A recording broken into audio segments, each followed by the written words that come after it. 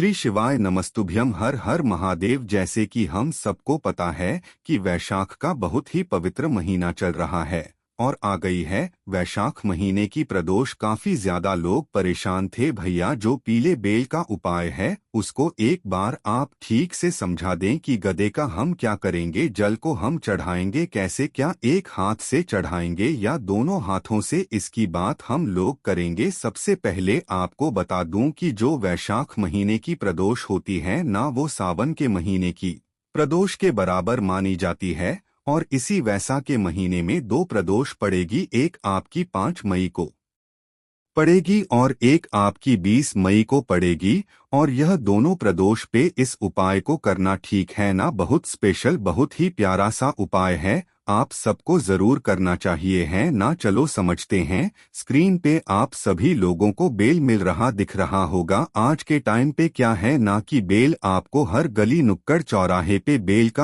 का जूस या फिर बेल का फल आसानी से मिलेगा। आपको क्या करना है, एक बेल का फल खरीद के लेके आओ। ज्यादा से ज्यादा 20 से में मिल जाएगा। बहुत बड़ा लेके मत आना, छोटा सा लेके आना, ठीक है ना। जैसे यहाँ पे देखो हाफ से कट किया गया है। आप भी अच्छे तरीके से इस पे हल्का सा जोर देके तोड़ोगे ना तो ऐसे हाफ में कट होगा। इसके गूदे को निकाल करके आप अपने घर पे रख लेना। इसका इस्तेमाल नहीं करना है, सिर्फ आपको बेल के छिलके का इस्तेमाल करना है जो कटोरी नुमा बन जाता है ना। आपको क्या करना है, जो 2 कटोरियां बनेंगी बेल की, उसी में आपको अपने घर से जल भरना है। और इसको प्रतिदिन प्रदोष के दिन से लगातार आपको पूरे वैशाख के महीने में दोनों हाथों से जल उसी कटोरी से बेल के गदे वाली आपको भोले शंकर के शिवलिंग के ऊपर समर्पित करनी है। जो आपकी कामना हो, जो आपके विशेष हो, उस कामना से आप जल को चढ़ाएंगे, ठीक है ना। मान लेते हैं कोई इंसान घर में बीमार है तो जो जल चढ़ाओगे बहता हुआ जलाधारी से नीचे गिरेगा। इस जल को यहाँ से रोक लेना और उस बीमार इंसान को ले जाकर के इस जल को पिला देना, ठीक है ना। बात आई समझ में। यह काम आपको वैशाख महीने की दोनों प्रदोष पे करनी है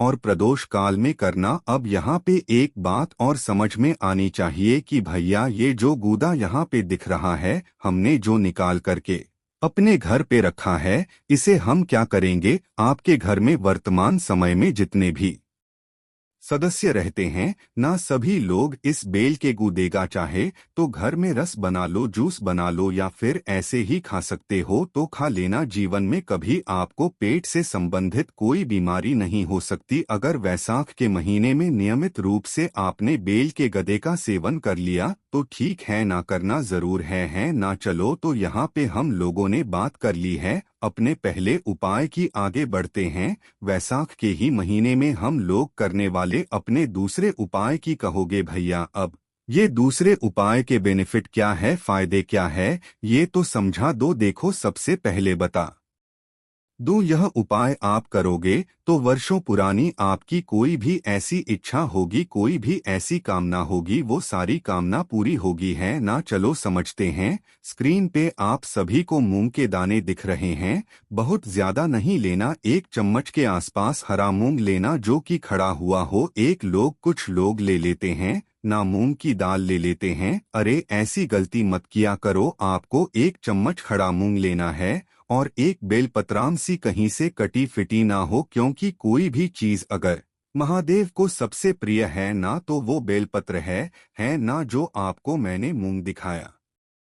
1 चम्मच ना बेलपत्र का जो बड़ा वाला पत्ता होता है ना, आगे वाला पोर्शन, उसी आगे वाले पत्ते पर उस 1 चम्मच मूंग के दानों को रखोगे। अपने घर से एक तांबे के लोटे में जल भर लेना और पहुंच जाना भोले शंकर के शिवलिंग के पास में। इस उपाय को कोशिश करेंगे मंदिर में करने की, घर पर मत करना। शाम के टाइम पे प्रदोष काल में उसी बेल के ऊपर, बेलपत्र के ऊपर जो हरा मूंग आपने रखा है, सबसे पहले वो भोले शंकर के शिवलिंग के ऊपर एक साथ दोनों को रखेंगे। जो आपकी विशेष हो, जो आपकी कामना हो, भोले शंकर से, महादेव से आप कह देना, ठीक है ना। इतना करने के बाद में आपके पास में जो तांबे के लोटे में जल है वो श्री शिवाय नमस्तुभ्यम या फिर कुंद केशव और महादेव के नाम से समर्पित करेंगे, ठीक है ना। यही जल बहता हुआ जलाधारी से नीचे गिरेगा। आप इसे छोटी छोटी सी कटोरी में या फिर इसी लोटे में को लगा करके रोक लेना, अपने घर लेके जाना, पूरे घर में इस जल का छिड़काव कर देना। कहोगे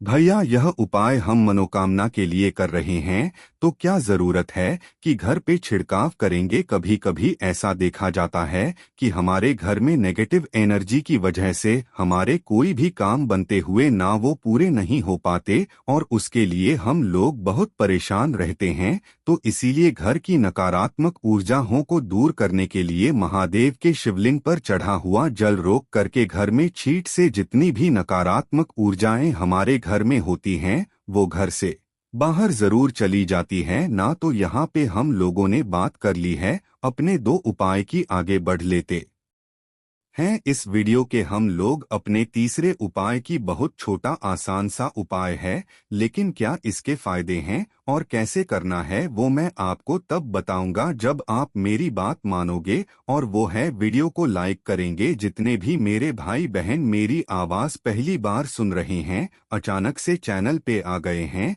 तो चैनल को जरूर सब्सक्राइब करिएगा, ठीक है ना। चलो समझने की कोशिश करते हैं। अब यहाँ पे आपको सबसे पहले बता दूं इस उपाय को करने से आपके बेनिफिट क्या होंगे, फायदे क्या होंगे। दो फायदे होंगे। पहला तो अगर कोई भी इंसान घर में बीमार पड़ा है, आपको उसकी बीमारी दूर कर सकते हो। दूसरा, इस उपाय से आप अपनी सबसे पुरानी से पुरानी जो भी इच्छाएं होंगी, विशेष होंगी, आप उन्हें पूरा कर लेते हो ना। देखो उसके लिए क्या करना है, आपको लेना होगा मात्र एक बेलपत्र। हमें यहाँ पे बेल फल की जरूरत नहीं है, बेल के कांटों की जरूरत नहीं है, सिर्फ एक बेलपत्र लेंगे हैं ना। उस बेलपत्र के साथ में एक तांबे का लोटा लेंगे जिसमें जल भरेंगे। ध्यान यह रखेंगे बेलपत्र को इस कलश के अंदर नहीं डालना। इन दोनों चीजों को लेंगे। आप चाहे तो इस उपाय को अपने घर पे करें, आप चाहे तो इस उपाय को मंदिर में करें,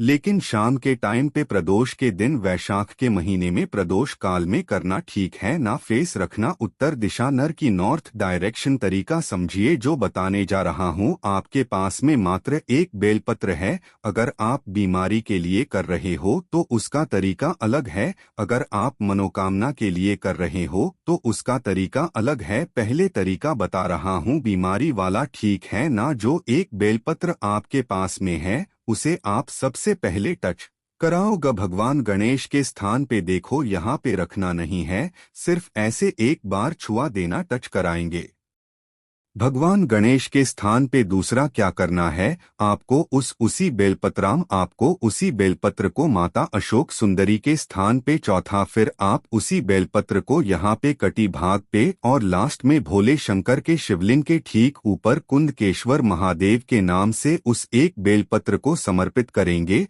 और आपको कुंदकेश्वर महादेव के ही नाम से एक लोटा शुद्ध जल तांबे के लोटे से उसी बेलपत्र के ऊपर बिल्कुल धीरे धीरे समर्पित करेंगे। और जो इंसान घर में आपके बीमार पड़ा है उस इंसान का नाम और गोत्र भी बोल देना, ठीक है ना। इतना कर लिया। अब इतना करने के बाद में ये जो आपने बेलपत्र भोले शंकर के शिवलिंग के ऊपर समर्पित की है, इस एक बेलपत्र को उठा लेंगे और आप इसको लेकर के आप अपने घर जाएंगे। जो इंसान घर में आपके बीमार पड़ा है उस बेलपत्र को चबा चबा करके खाने के लिए उस इंसान से कह देना, उसकी जो वर्षों पुरानी बीमारियां होंगी वो सारी खत्म हो जाएंगी, ठीक है ना। करिएगा जरूर, भूलना किसी को भी नहीं है। तो यहाँ पे हम लोगों ने बात की है बीमारी वाला। अब मनोकामना के लिए आपको कुछ और नहीं करना है। जो ये 5 जगहों पे आपने छुआ करके जल चढ़ाया था ना, आपको बीमारी के लिए इस